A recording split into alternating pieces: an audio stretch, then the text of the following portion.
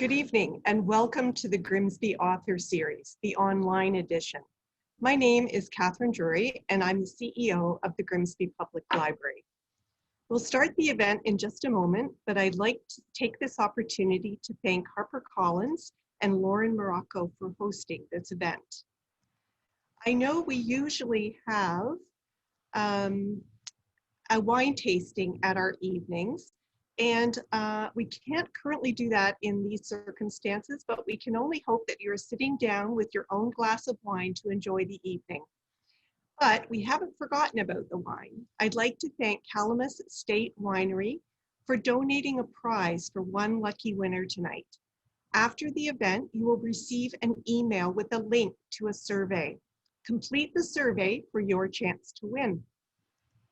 I'd also like to thank Epic Books of Hamilton for their support of this series. To get a signed copy of tonight's books, please get in touch with Epic Books. The library also has books and audio of both of the titles in physical and digital formats, so you can visit the library catalog to place your holds. And thank you for being here, and a special thank you to everyone who has already donated to support the series and the Grimsby Public Library. The Author Series is the main fundraiser for the library each year. If you are able to donate, please click on the links at the library's homepage, or you could give us a call. Our next event will take place on Thursday, October the 22nd, and will feature authors Kathy Marie Buchanan and Karma Brown. If you subscribe to the Grimsby Author Series e-newsletter, you will already have information about registration in your inbox. If you don't subscribe, please do. It is fast and easy and available on the library website, where registration details for the upcoming events can also be found. If you have questions for either of our authors tonight, please click the Q&A button that you can find at the bottom of your screen. We'll have time for a couple of questions for each author after their readings. And now please welcome series host, Ken Boychuk.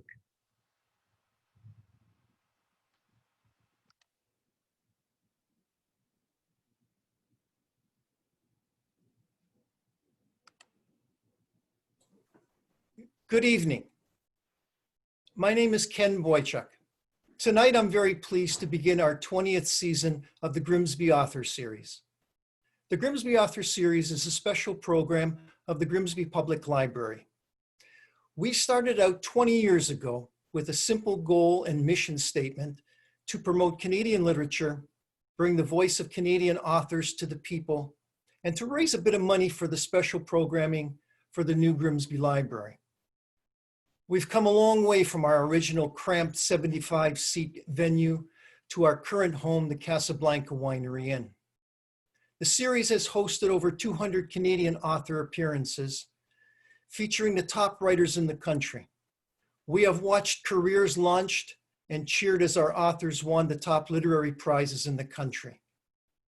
We're very fortunate to have one of the best and most loyal audience anywhere. Some have been with us from the very beginning. Over the past several months, the COVID-19 pandemic has forced us to adapt and create new strategies for living our lives. Stories and storytelling remains a key part of our lives, and to accommodate that need, we have moved to a new way to deliver our story. Tonight, we begin our new Zoom online format. I could not think of two better authors to join us on our first evening of conversation than two of the most popular novelists in Canada today, Emma Donahue and Helen Humphreys. Both bring compelling dramatic novels to our evening that features resilience of human spirit as a ribbon that runs through both stories. So let's begin. Helen Humphrey's latest best-selling novel, Rabbitfoot Bill, is being hailed as perhaps one of the best novels of her storied career.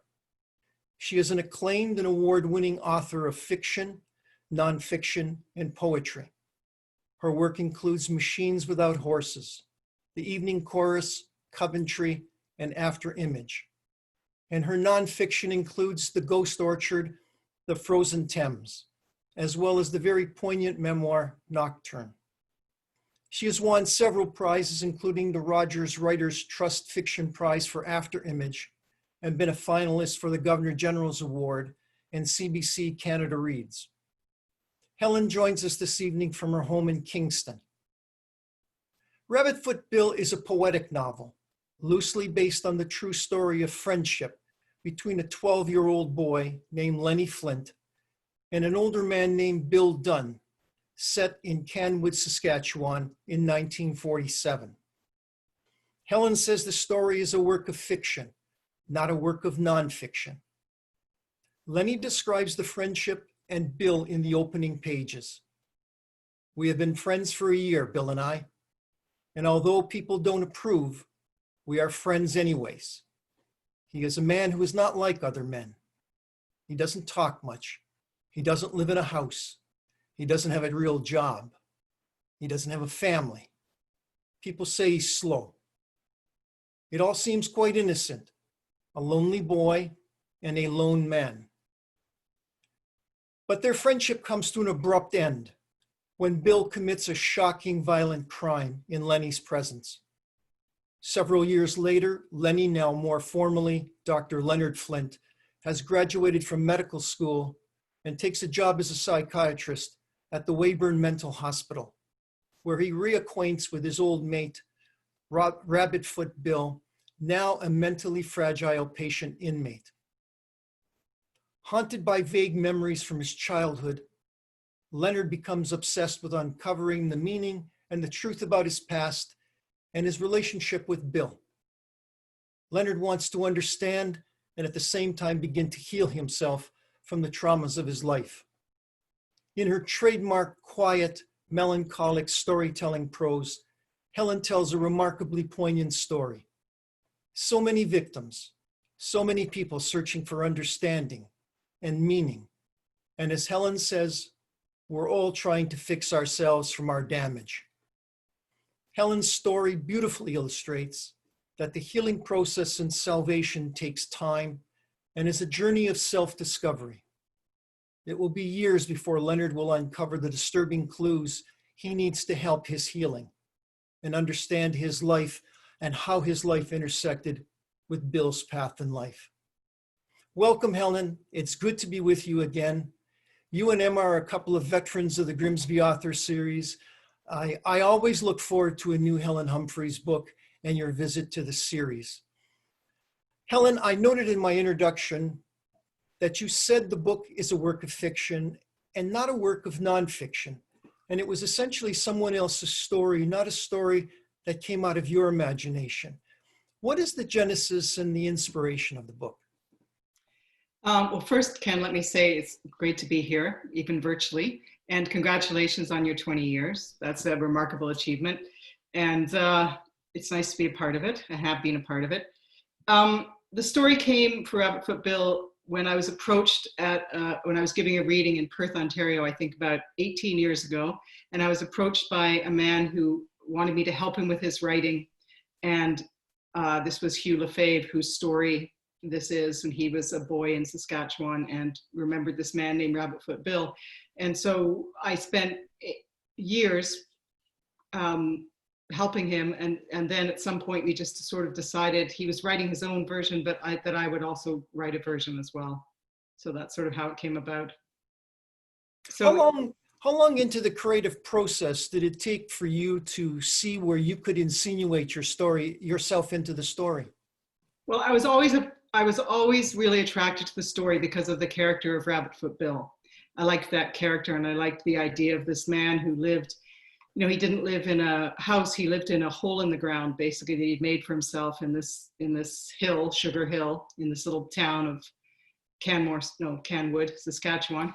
And so I liked the character. So it was easy to attach my imagination to that character, but I did a lot of versions of the story. Like you know, it was 18 years ago that I first came across the story. So I had a lot of years to make different versions of it. So it took me a while, I guess, to get myself into it.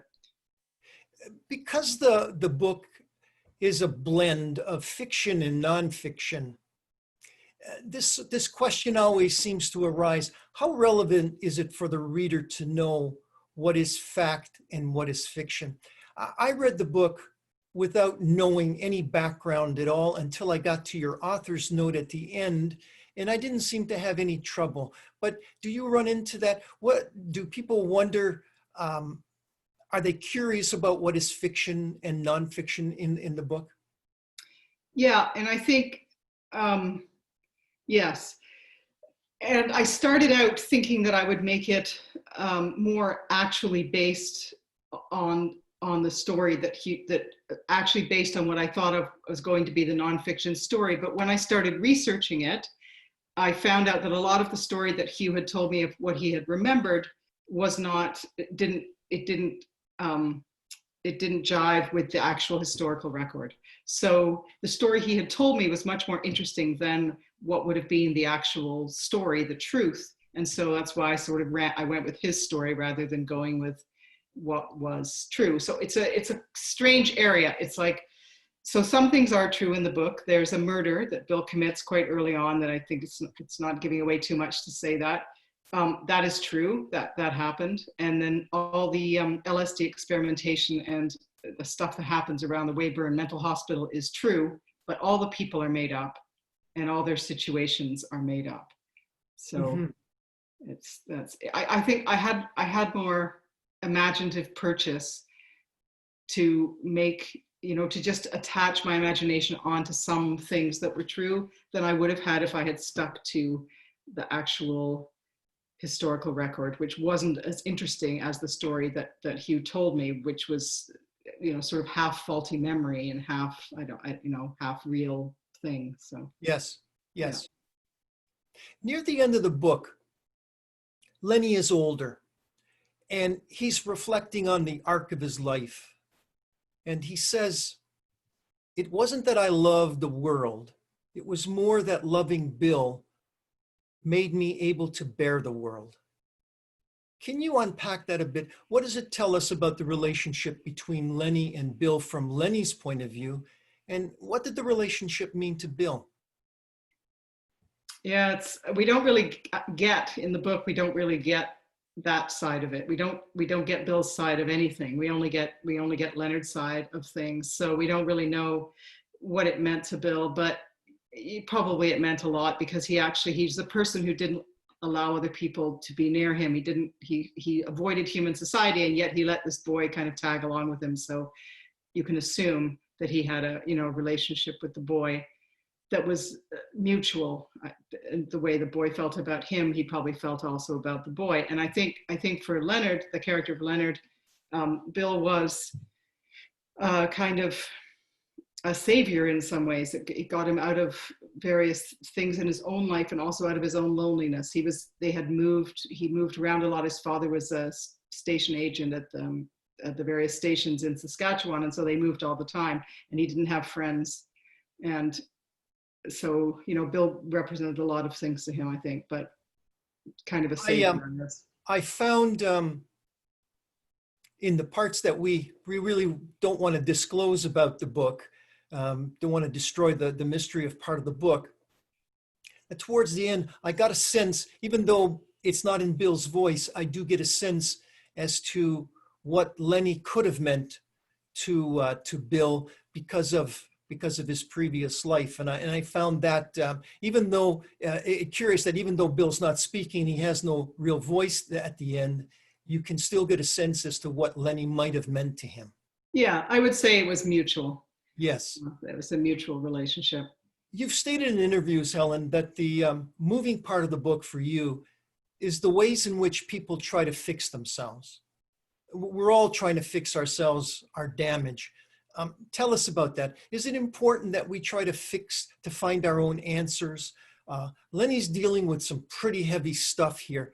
And are we equipped to always deal with our damage and trying to repair that? Is it important that we try to sort it out ourselves? Well, it's a hopeful gesture, right? Whether or not we actually succeed. I think it's an optimistic, kind of hopeful, life generating gesture to try. And I think that's all the characters in my book. Some of them, they're not successful. but they all are trying. And I guess it's, if we try to sort of deal with the trauma that we've suffered, then we're saying yes to life. I think that's all I was saying, whether or not we're successful or not. Sometimes people's damage is too great. It can't really be fixed properly, but the effort to try is a optimistic and life affirming thing in itself. I found that in the minor character, Agatha Christensen, who is the wife of Dr. Christensen, who is Lenny's superior when he goes to Weyburn. She's a minor character in the story, but I found her interesting. What role did you see her playing in the narrative? Because she also is someone who's working on repairing some damage for herself. Yeah, I think all the characters in the book have some kind of damage. They have some reason to be at this. In the larger part of the book, the action takes place in the mental hospital, so they have some reason to be there, whether they're patients or whether they're a doctor, whether they're associated with a doctor or a patient, and they're all they all have various sorts of damage. I liked Agatha. She's somebody who gets quite close to Leonard and is probably the most sympathetic to him, actually, and to his situation in that second part of the book that takes place at the mental hospital. Yes. Yeah. You raised the mental hospital, and so let's turn our attention to that for a bit. At the Weyburn Mental Hospital, it was originally called the Saskatchewan Hospital when it opened in 1921, and I was curious to find out it was the largest building in the British Commonwealth when it was built, and the most expensive building ever erected in Saskatchewan up until that time. And most curious, it was the largest mental hospital in the country. Mm-hmm. Yeah, it was an amazingly huge institution. What distinguished the Weyburn Hospital? How unique was their treatment and their philosophy? They were it was the first institution to do the LSD. They did LSD drug trials on patients, and not just on patients, but on the doctors as well. The doctors would take LSD with the patients, and they would go on a kind of journey together. So they were the first, it was revolutionary. They were the first people to use this kind of drug experimentation in these drug trials. How successful were the experiments, and did they produce meaningful results? Because this was also being done in parts of the United States also where it was being experimented with. Weyburn was the first, though. And yeah, it was the first. So they say there was some success particularly with alcoholic patients. They had some success with that. But what happened was that the LSD went out into the larger world from various people who had visited the Weyburn and took it back out into the larger world, and then it became unregulated. And so the drug experimentation that was happening in a regulated fashion in the hospital got superseded by the sort of psychedelic 60s and people just doing drugs, doing LSD in an unregulated fashion. And so any good of those experiments all the good results that might have happened got sort of stopped by the fact that LSD went out into the larger world and caused problems in the larger world. So is the hospital still in existence? What's the status of the hospital now? No, it's closed. It's closed and derelict. Yeah, it closed. What they tried to do afterwards was they wanted to empty the hospital. So they got people to reintroduced into the community, because a lot of people had been put in the hospital in the first place for reasons, not good reasons. And so they were able to empty the hospital by reintroducing people back into the community, and then they closed the hospital. Well, along that same line, let me ask you, did Weyburn, because of its size and importance in the country, did it get caught up in any of that controversy of the 30s and 40s with eugenics? Yeah, I don't know that. That's not that. Yeah, I don't know that. That's outside my research. Mm-hmm. I'm afraid. Helen, I wonder if we could ask you to read a passage from the book. Sure. I think I'll just read right from the beginning, which I think you also quoted from a little bit, but I'll just have to repeat a tiny bit. But this is the opening couple of pages of the novel. Bill never likes to leave town the same way twice. He strides out with an urgency I find hard to match. He leads me through the tamarack woods. He leads me through the meadow bog. He leads me through the tall prairie grasses. He leads me across the swift, shallow river. I usually have to run to keep him in my sight. We have been friends for a year, Bill and I, and although people don't approve, we are friends anyway. I like that Bill isn't bothered by what people say. Mostly he is just worried that someone will follow him out of town and see where he lives.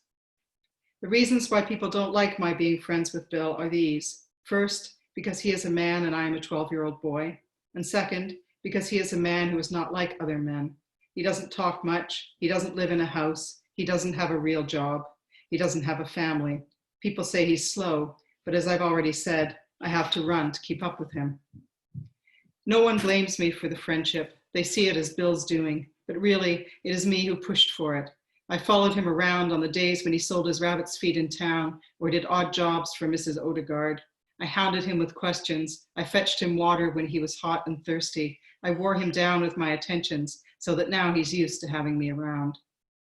Why do you want to befriend a tramp? Asks my father, and I can't tell him why. I can't explain this feeling of running after Bill under the long blue prairie sky. It is like he is leading me out of darkness, out of a loneliness I don't even know I have. I'll stop there. Very good, thank you. Catherine, do we have any questions from the audience? Yes, we do. So we have a question from Sharon, who says that she's asking this question on behalf of her aunt, who is from Canwood. And she says that Hugh was in her class. And she wonders if he is still with us. Yes, he is. He is. He's in his early 90s now, but he's very much still with us. Yeah. Wow. And so she has a picture of Rabbitfoot Bill and wonders if you would like to see it, so we can maybe talk about that, how we do that later. Okay. She has a picture of Rabbitfoot Bill? Yeah. Wow. That's cool. Yeah, I'd like to see that. Yeah. Okay. We'll figure out how to do that. Maybe Sharon could get in touch with me and we'll figure that out. Yeah. Okay. She could email it to you or something and you could email it to me. Yeah, exactly. I actually have another question. And it is from Patricia. It's not about this book. It's about another book that she's read. Are you okay with taking a question on something else? That's fine. Hello? Hi. I think I just died. Yep, go ahead, Catherine. Okay. And so the question is about, okay, sorry, I think I died there a little bit. The question is about the frozen Thames. And the question is, were the stories for each frozen year based on true events, or did you create them based on research of that particular time? They were all based on things that had happened at that time on the Thames. So yes, they were based on real things. And I found a lot of the research from church records, and a lot of the, the English are very obsessed with weather, and a lot of the church records detailed the frosts and the freezes and various things that had occurred during them. So yes, they were all based on, I made up the gist of them and the characters and things, but the events themselves were based on real events.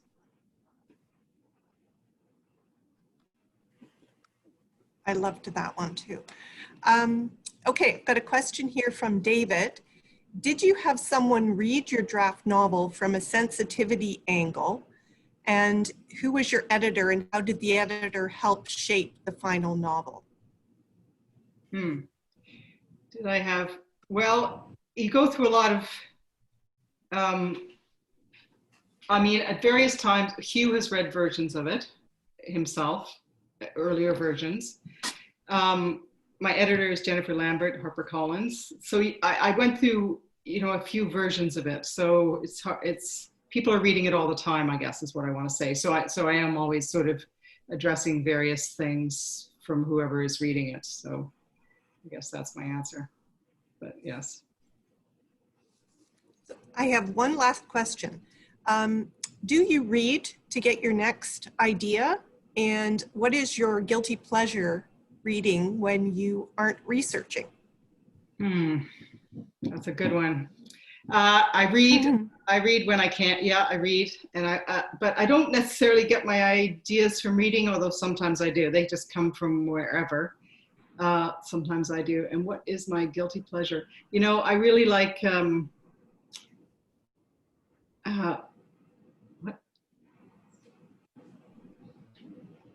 What? Real estate. Oh yes, I like real estate things. That's right. That is my guilty pleasure. I like looking at real estate for, I don't know why, but I often look at real estate, even though I'm not buying anything. Thank you. Those are the questions, Ken. Okay. Helen, in the acknowledgement, you mentioned that there was an earlier screenplay of the story. What became of it? Well, I did a screenplay with a filmmaker called Sue Reinert, who is a friend of mine, actually. And we got, I don't know, it went sort of, we did a couple of versions of it. We got some funding for it, and then it sort of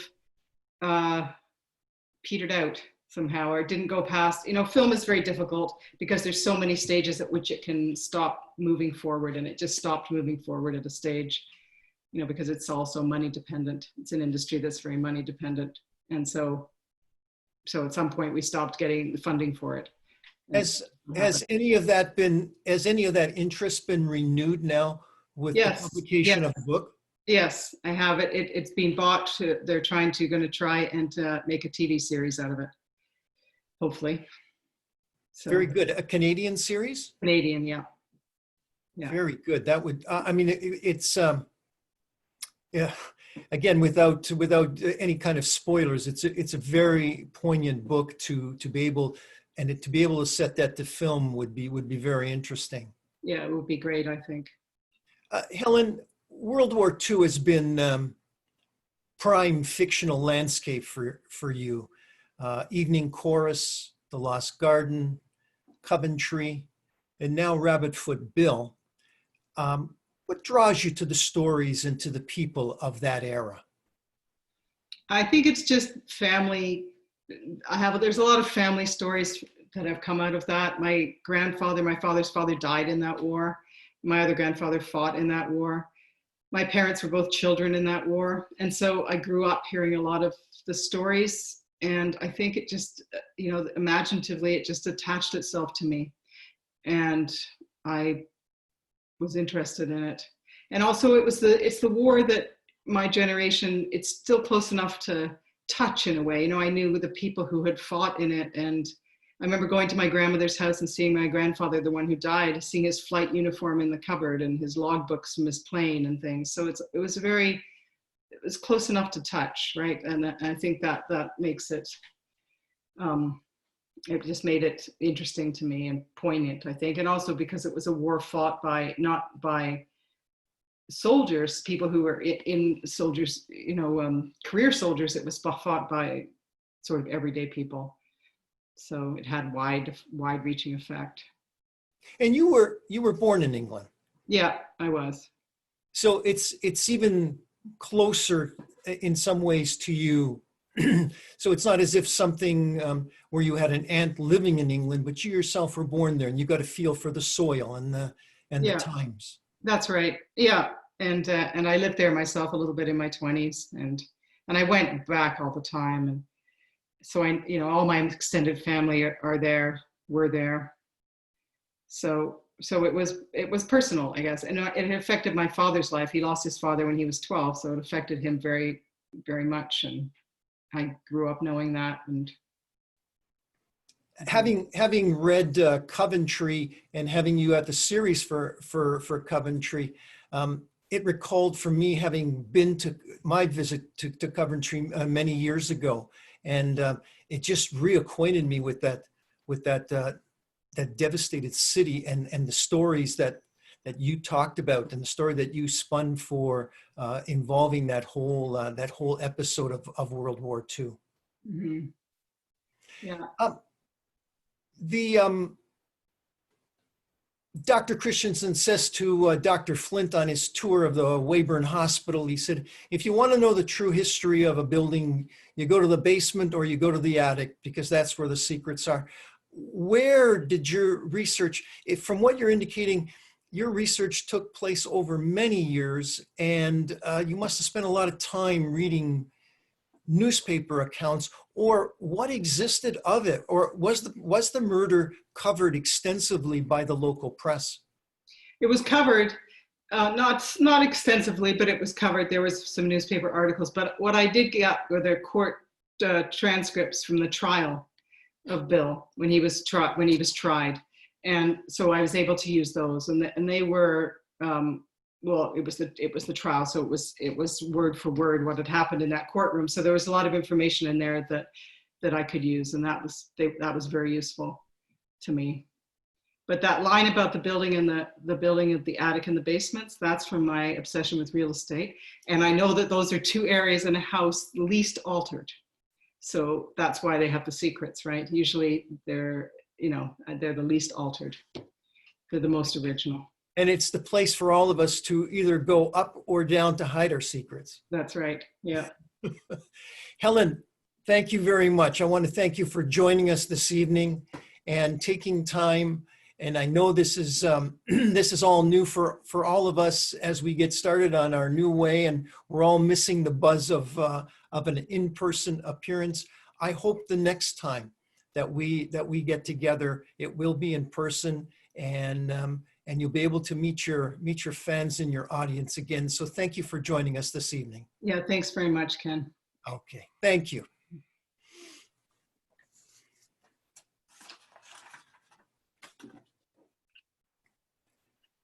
I'm delighted to welcome Emma Donahue for her 5th visit to the Grimsby Author Series.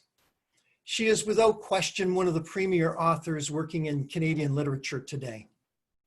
Over her 27-year career, she has produced a body of work that cuts across all genres, from historical fiction to drama for screen, stage, and radio, to YA, short stories, fairy tales, and journalism. Her work has been translated into 40 languages. She has been nominated and shortlisted or won nearly every major literary prize in Canada and the international literary community. Her novel Room was shortlisted for the Man Booker and Orange Prize, the Commonwealth Prize for Canada and the Caribbean region, and won the Rogers Writers Trust Fiction Prize. Her screenplay for Room was shortlisted for an Academy Award and a Golden Globe. The stage adaptation of Room was to open in her hometown of London, Ontario this past March, and then move to the Mirvish Theatre in Toronto in April. But unfortunately, COVID-19 virus hijacked those plans. Emma joins us tonight to talk and read from her new best-selling 13th novel, The Pull of the Stars, which has just been longlisted for this year's Giller Prize. Set at a Dublin hospital in the grip of the 1918 flu pandemic during the closing days of the Great War, the novel, for the most part, takes place in a supply room of the overcrowded hospital that's been turned into a 3-bed maternity delivery room for women who are influenza patients and who also happen to be pregnant. In an author's note, Emma writes that Pull of the Stars is fiction pinned together with facts. The current COVID-19 pandemic is more than a tragic medical story of a rogue virus. It is the story of the loss of over 200,000 people in North America, deferred dreams, economic hardship, and mental health challenges. The Pull of the Stars is also more than a compelling medical story of the 1918 pandemic. It is the story of strong women at the medical barricades. It is a portrait of women's lives in wartime Dublin, ground down by poverty, overwork, malnutrition, and too many pregnancies in an Irish society with an infant mortality rate of 15%, but still proclaims she doesn't love them unless she gives them 12. It's an indictment of the Catholic Church and its brutal treatment of unmarried mothers and their children. It's a commentary on questionable pandemic leadership in wartime and a reflection on civil unrest as the Irish struggle for home rule. In the midst of all this, there is hope in human compassion, endurance, resilience, and poignant sisterhood. The novel's gravitas is its focus on the hard-won strengths of its female characters. The novel features three main characters: Julia Power, a 29-year-old midwife maternity nurse who works the day shift in the special unit; a cheery young untrained volunteer named Bridie Sweeney; and the very capable female doctor, Kathleen Lynn, who is a real-life character that is a physician and political activist in the struggle for Irish Home Rule. The story unfolds over the course of 3 harrowing days in the tiny maternity room that Emma describes as this small square of the plague-ridden, war-weary world. The prose is visceral, and the sense of peril in the cramped, tiny ward is utterly compelling. Emma once again displays her ability to conjure up a whole world of atmospherics in short, brilliant descriptions. This is a thoroughly engrossing, poignant read. Hello, Emma, and welcome back to the series. It is so good to be with you again. It's only been since last fall, but it seems like a couple of years because of all that's been going on. I hope that everyone near and dear you is safe and well. We're all fine. And yes, I've never had such a short gap between 2 novels. I think I published a kin just last September. But as you say, the world has changed so much, it feels like a huge chasm.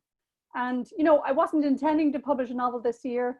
The Pull of the Stars I wrote in 2018, inspired by the centenary of the 1918 pandemic. And it was due to be published in 2021. But when I delivered it in early March, my publishers startled me by saying, you know what, it's about a pandemic. It makes more sense to bring it out this year. Though my British publishers weren't even sure they'd be able to get the paper and the printing done. Things were that uncertain, you know.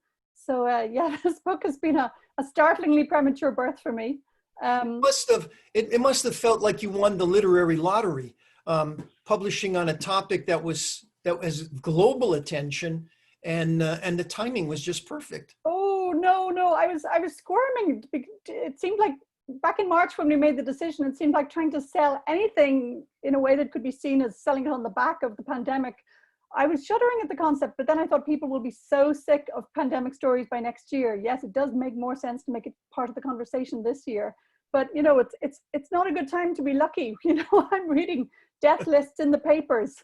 So realizing that my novel would get a lot of attention, and partly because of its COVID connections, it gave me very mixed feelings. But I have been really, really glad, Ken, to be able to focus discussions on things like, you know, poverty and healthcare, and you know, the job of medical health workers in every era, and also on the strange kind of consolations that investigating dark episodes of history can bring us. You know, I find it hugely consoling to look at stories of pandemics of the past. You know, it gives me this feeling that we have come through worse before, because COVID, for all its horrors, it is not the 1918 pandemic, at least as yet.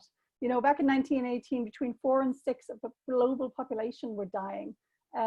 So for me, anyway, it's been oddly comforting to be discussing this book during the book. As you mentioned, as you've indicated, the book lights on many topics, and we'll try to get into some of them over the next few minutes. I heard a podcast this summer where everybody's favorite doctor, Dr. Anthony Fauci, was interviewed, and he was asked what his worst nightmare has always been, and he said it was a respiratory virus that could spread in a very efficient manner, and it had a sufficient degree of morbidity and mortality.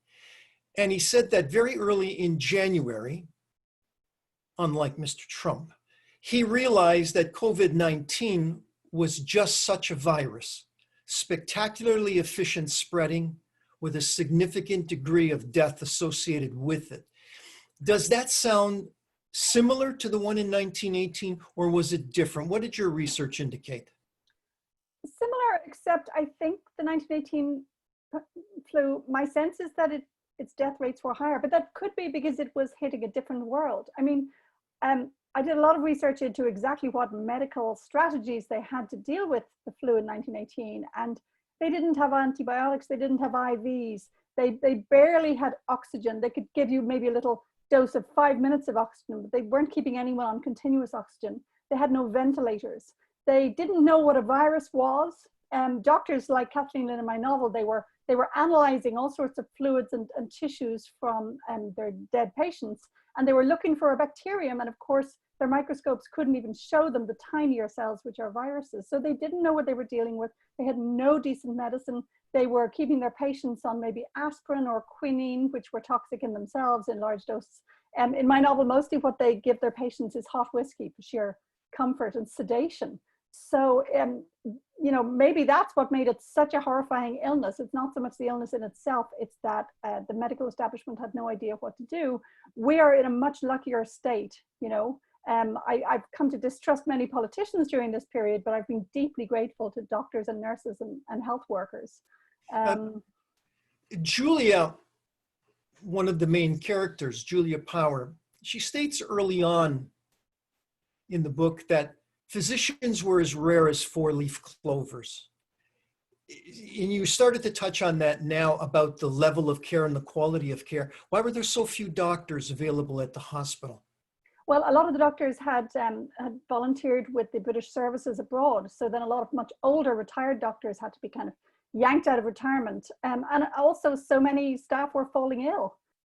So in a way, I was imagining a Dublin inner city hospital that usually runs very smoothly like a big ship and has rather military style discipline in the hospital ranks. That's how, you know, being a nurse was in 1918. But this one is so understaffed that things are really falling apart. And I thought under those circumstances, a relatively junior nurse like Julia could find herself running this little ward by herself. And so she's able to be much more of a maverick and an individual and to take some rash decisions, like, you know, she tells the patients her first name. That was completely against the rules. So the fact that it's such a chaotic setting, it means Julia's having to work incredibly hard, but also she has a bit more freedom to use her full range of skills instead of just being a cog in the wheel. So it actually made a rather good setting to explore a character whose world is changing so much in just a couple of days. And I was also really, the key bit of research early on was when I discovered that women in late pregnancy or even just after birth were particularly liable to catch this terrible flu and to have terrible side effects from it. And I thought that was, first of all, really interesting to have two medical storylines going on for each patient that are completely different. You know, your flu could be terrible, but the birth could go well, or vice versa. And birth itself is so wonderfully unpredictable as a storyline. And even in its pacing, you know, it can be delayed for agony for days and then suddenly all's well. Or it can be far too fast and then suddenly everything's gone wrong. So birth is such a gift to a writer. So by writing about a hospital that's in a shambles in the middle of a pandemic, and by focusing on birth, I suppose I thought I could manage to create enough interesting action going on that we'd never need to leave that room. You know? How early in the creative process did you decide to set the book in Ireland in a Dublin hospital? Quite early on. Versus point of view. Yeah, I think I spent a few days, when I got the idea for a novel about the 1918 pandemic, I spent a few days just immersing myself in flu facts from all over the world and read about, you know, the pandemic everywhere.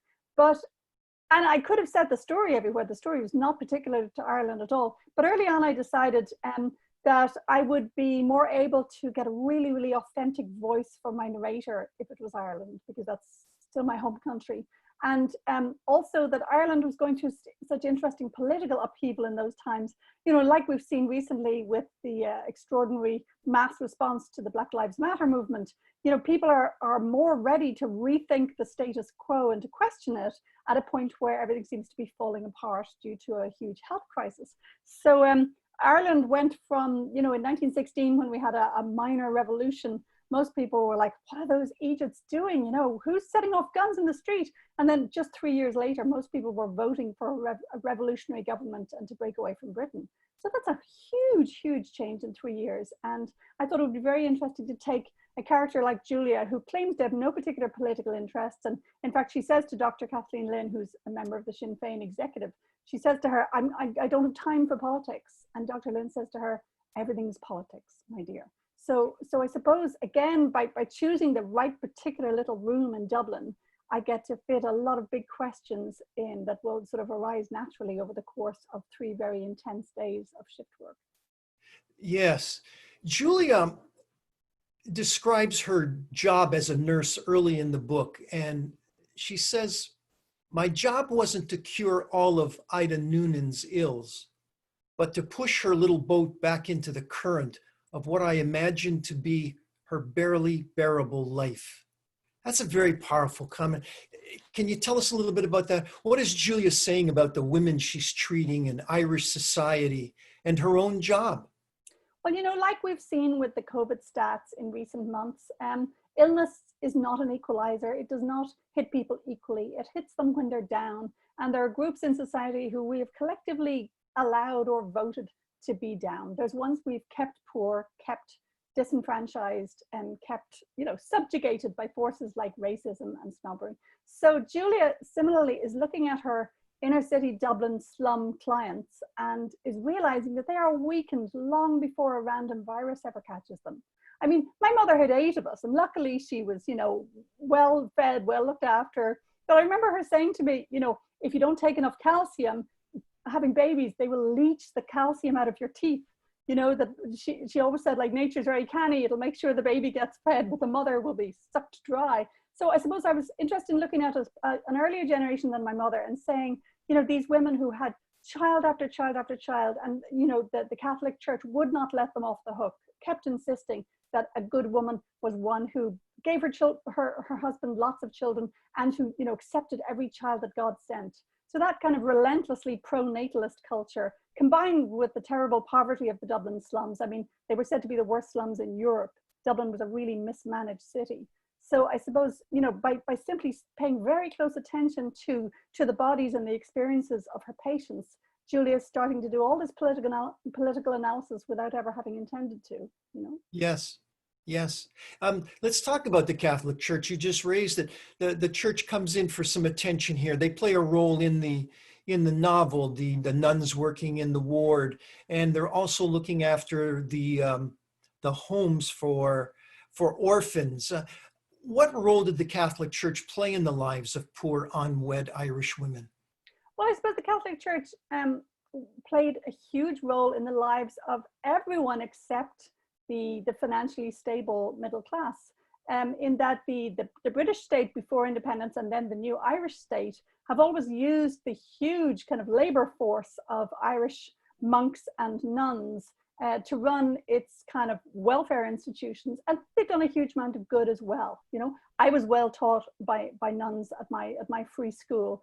You know, plenty of good nursing, good care has been done by monks and nuns. But in recent years, we've heard many of the terrible stories too, and we've realized how many of these institutions were really, there was no oversight.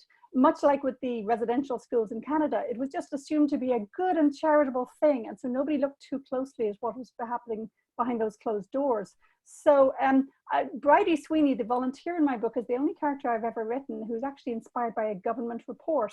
The Irish government did a huge investigation of abuses in residential institutions like orphanages. In Ireland, they weren't used against one particular ethnic group, they were just used against the poor, really. Or you could say they were to help the poor, but very little good care or education was offered by them.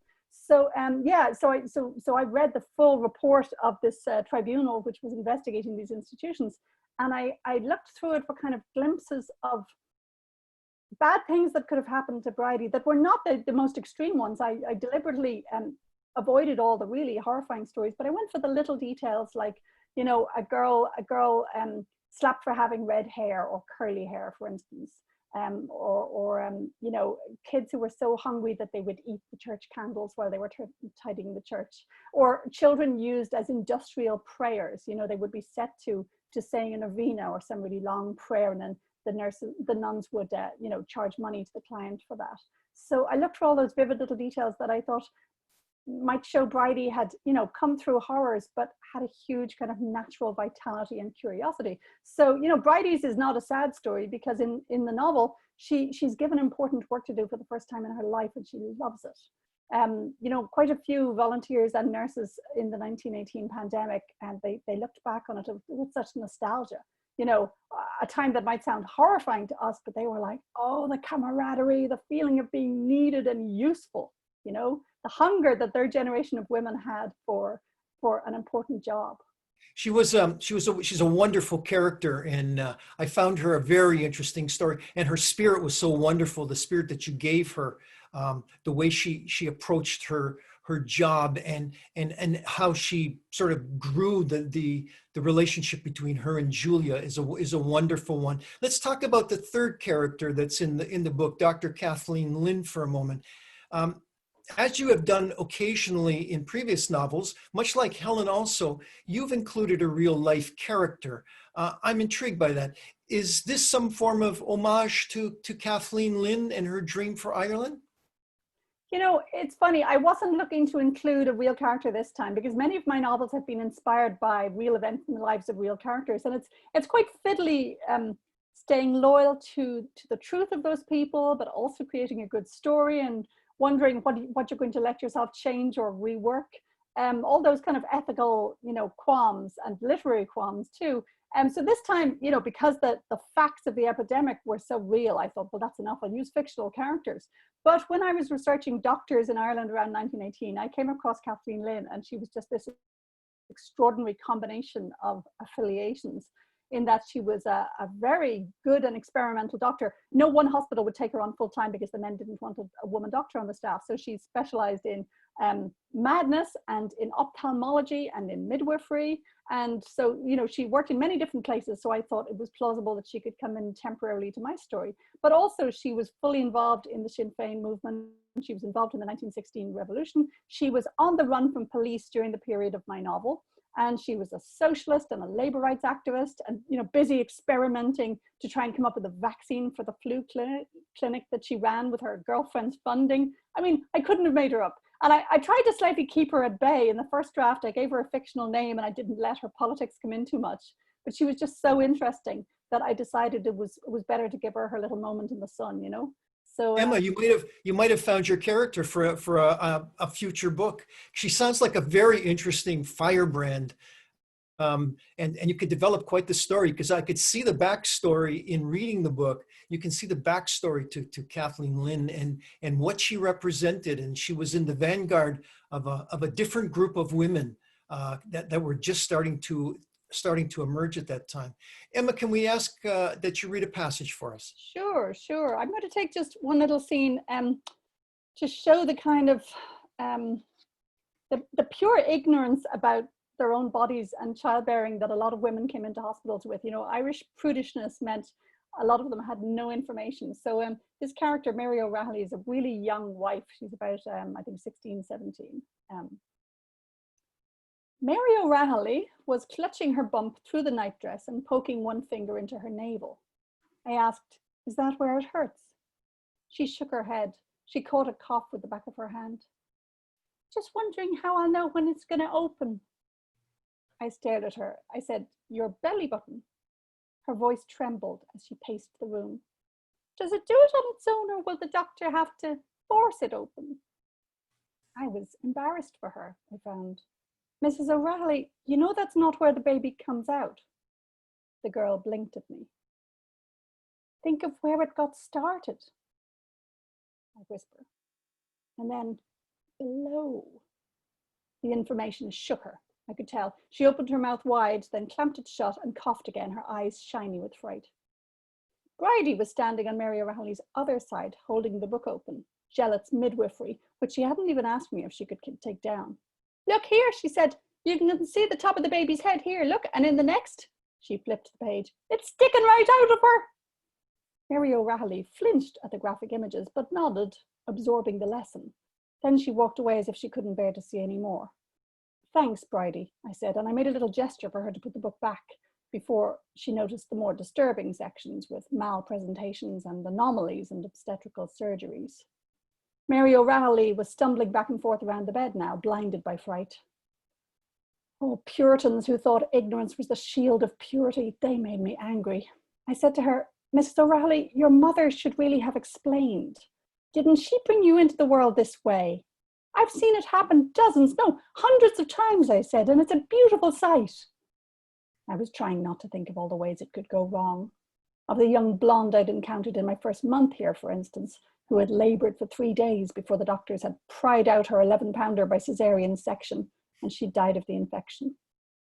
Mary O'Rahilly's voice was barely there when she said, "Mammy passed when I was 11. I regretted what I'd said about her dead mother. "I'm so sorry," I said. "Was it?" "Having my last brother," she said, or trying to. Her voice was very low, as if it were a secret and a shameful one, rather than the most ordinary tragedy ever told. I'll leave that there. Very good. Thank you. Catherine, do we have any questions from the audience? We do. So the first one is from Dee, who says, your comment about never needing to leave that room naturally called to mind another of your novels that has its focus in a single space, first literally and then emotionally. Is your choice to train a microscope into a contained space always a conscious one? I would say my choices are always conscious ones. Maybe particularly because I did a degree and then a PhD in literature. So that means you do notice your literary choices as you go along. None of it's, you know, a blurred encounter with the muse. It's very much like, okay, I'm going to do this, I'm going to do that. But that doesn't explain why writers get certain preoccupations. And all I can say about the confining my characters in rooms is that for me, it works. It works at a technical level. It gives me a small world that I can get to know so completely that, you know, that hospital ward, I knew what was on every wall. I knew how the light came in. I knew exactly what objects were in it. And you know, the same with my novel Room. I love being so familiar with the world of my book that the characters in it, they can't get away from each other. And so their conversations take on this wonderful kind of intensity. So confining them literally turns up the heat of their interactions, and it places such an emphasis on character and dialogue rather than, you know, kind of roaming over landscapes. And in particular with this novel, because it's set in a pandemic during a global war, I didn't want to get lost and be like, now we'll be on the Western Front, now we'll be in Turkey, now we'll be in America. So I really wanted a tight focus. I don't do this with every single book of mine, but I do love to to keep the focus very tight. I always think of those 17th century French playwrights who said that they should observe the unities of time, space, and action. You know, like if something happens over one evening in one place, it's basically all about one thing, you just get this marvelous intensity, you know? Thank you. I have another question from Janet. She says, any chance of a movie? Sounds like it would be very popular, and Room was so well done. And she also goes on about movie making. Was it a good experience for you doing a movie? Oh, I had a wonderful experience. So unlike the typical, you know, writer goes to Hollywood and comes back betrayed. It probably helps that I didn't go to Hollywood. I pretty much spurned any Hollywood overtures, and I went with a very arty Irish director, and we made an Irish-Canadian, relatively low-budget film, and it happened to get us all the way to the Oscars. So I had a great experience because I went the more kind of art house route, but it was a film that reached a lot of people because, particularly because our director, Lenny Abrahamson, is just a genius. But yes, there has been interest in a film of this one because, again, I suppose it has a very intense plot. But, you know, I would absolutely echo what Helen said earlier, that in the film world, everything costs so much. So many projects fizzle out. You know, I've had many projects since Room, and some of them have fizzled out already. And you can't even blame yourself. It's not at all clear why certain ones get legs, as it were, and certain don't. So as it was like Helen, I found the fiction world to be a far more kind of reliable way of bringing my stories to the world so far. But film is fun to fantasize about. You know, I do fantasy casting. And certainly when I made Room, I realized all my friends were way more excited by my touching the film world than by all my previous book publications. You know? I have one more question. It's about, you know, that it's a compact time frame. Did the story flow almost in real time in your imagination, or do you plot and structure before writing? I plot and structure. I am a plotter, not a pantser, and I'm actually fervent about it. I meet so many people who say, oh, I wrote about a third of a novel and then I got lost. And I'm thinking to myself, you got lost because you didn't have a plan. I mean, we would never expect somebody to erect a building without a blueprint, you know, or a garden, say. I think plans for most of us are crucial. I mean, I'm downright envious if a writer manages to do it all without writing any plans down, but I certainly need the plans. And I started to plan a lot with a novel of mine from 2007 called The Sealed Letter, because that was based on a law case. And I remember thinking, you know, if I write in my usual slightly meandering way, I'm going to waste the drama of this material. So for the first time before drafting that novel, I actually wrote down what was going to happen in each chapter and whose point of view would be the best to get, you know, to bring it out the right angle. And I saw so much that I was able to cut away because I planned it beforehand. So yeah, I'm very keen on plans, especially as, actually, unlike a blueprint for a building, you can change your mind. I mean, the architect can't suddenly say, oh, let's put another big door in there, but the writer can. So I would say I never, well, like the way my original use of Dr. Kathleen Lynn was, you know, as a kind of anonymized character, I was able to name her and let her really step forward in a second draft. So sometimes my characters have surprised me by falling in love, for instance, in my novel Slammerkin. I planned it all carefully, and then two of my characters started fancying each other in a way that was a surprise to me. So basically, plans don't hold you back or tie your hands, is what I'm saying. But they do give you a real feeling of there being a track to follow through the dark wood, you know, because a novel takes so long to write. I really think it helps to have a guide, something to hold on to, because otherwise you can just get lost. Thank you. Lorraine says that she's so grateful that your book was published early and that it took her away to another world and another view of pandemic. So, and I second that. I am so glad that your book was published early. I just loved it. So I'll send it back to Ken. Emma, I like the metaphorical ring of the title. Tell us about the genesis and the evolution of the title. Was it always the title, and when did it emerge? Yes, again, I found it very early. I suppose I probably just looked up the word influenza and I found that it means influence. It's from an Italian phrase, influenza delle stelle, the influence of the stars. Because, so the story goes, in 14th century Italy, they believed that when you got the flu, it was the stars, you know, blighting you. And I loved the idea that the stars would not just, you know, govern your fate, as in star-crossed lovers, but that they might literally give you illnesses as well. I thought it was a wonderfully poetic image for the kind of random forces of ill health and unhappiness. So I also wanted the phrase, the kind of ring of the phrase. I thought it sounded more Dublin to say the pull of the stars, you know, rather than influence, which is a very Latinate word.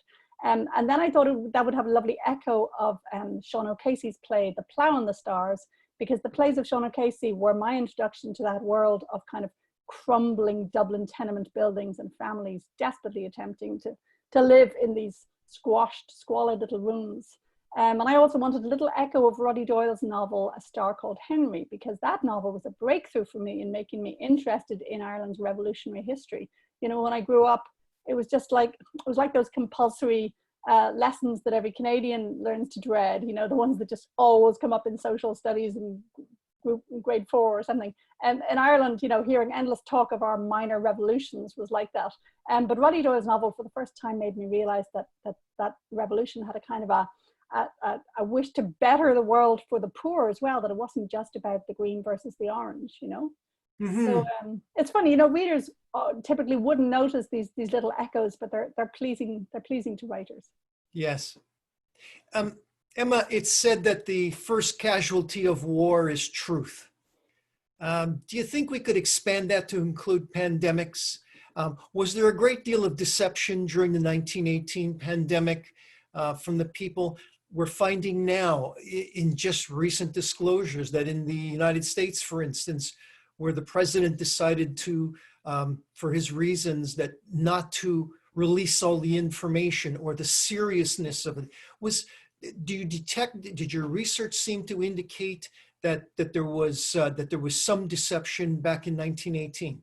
Even more so, because the newspapers, you know, were under pressure from the government not to say too much. So they would have some little articles saying, a few more flu cases, you know, while people were dropping dead in the street. And basically, because it was during a war, there was a feeling that revealing how bad the flu had got in each of these countries would lower morale. And so they all lied about it. You know, the way Trump tried calling it the Chinese virus or the Wuhan virus, luckily that lie has not stuck. But back in 1918, all the other countries called it the Spanish flu, because Spain, being a neutral country, didn't have to sort of keep up the act. It wasn't the Spanish flu at all. It was everywhere. And in fact, it seems now to have come from Kansas in America. So yeah, I would say propaganda was extremely effective. There was a lot of confusion, and government advice from all over the world. I borrowed lots of little snippets from it to use for the Irish government posters in the book. But it often had this weird combination of false reassurance. You know, you'd have lines like, the government has the situation well in hand, which so reminds me of some of Boris Johnson's lines in England, you know, when he came out with that new slogan about stay alert. You know, it's like, that's so non-specific. That doesn't help us in any way. And also a lot of the government propaganda would vaguely blame the victim. You know, it would say things like, when you feel the first symptom, lie down for a fortnight. And I think that's only relevant if you're a duchess. Or, you know, telling the Irish slum poor, you know, seek out fresh air and sunshine. I'm thinking, that'd be lovely, but where are you to find it? So yeah, really since COVID, I've constantly read things on Twitter and thought, it's 1918 all over again. And we'll end on a question again that links the two periods together. Julia keeps track of the patients and the newborns that die on her watch by putting small notches or scratches on her wristwatch to acknowledge and recognize them. Do you think it odd at all that over 200,000 people have died of COVID-19 in North America, and we've not had any kind of mention of a national day of mourning or recognition for the lost souls? I suspect that's because it's not over yet. You know, you can't really decide how to commemorate something until it's done. We're still in the trenches, you know. I think in America in particular, the numbers have been breathtaking, and I agree there has not been time to mourn them, and people have not had a chance to have their funerals or to be with their loved ones. But I think that kind of official remembrance will have to be for afterwards, and we're in no sense finished. You know, like this morning we sent our 13-year-old off into her class of 28 kids. And when she came back, I said to her, do the windows open? She was like, no, they don't seem to open. So, you know, I feel like I'm sending our kids into the trenches, you know? Absolutely. Absolutely. It sounds like this nightmare is going to go on. This is going to go on much longer. Emma, listen, I want to thank you very much for joining us this evening and helping us kick off our 20th season in our new format. And it was wonderful to see you again. And I hope when the next book comes around, we'll have a chance to meet in person and celebrate it that way. Thank you very much for joining us this evening. Thank you, and congratulations on this fabulous series, and 20 years more, please. Thanks very much, Emma. Ladies and gentlemen, that concludes our first evening of the fall series. I want to thank you for joining us. I hope you can join us again next month for our evening with Kathy Marie Buchanan and Karma Brown. Again, you'll have to register for the evening, so please keep that in mind as you're looking to make plans in the near future. I want to give a big thank you to our wine sponsor, Calamus Estate Winery, and our bookseller, Epic Books of Hamilton. Thank you again, and I wish you a good evening. Good night. Good night.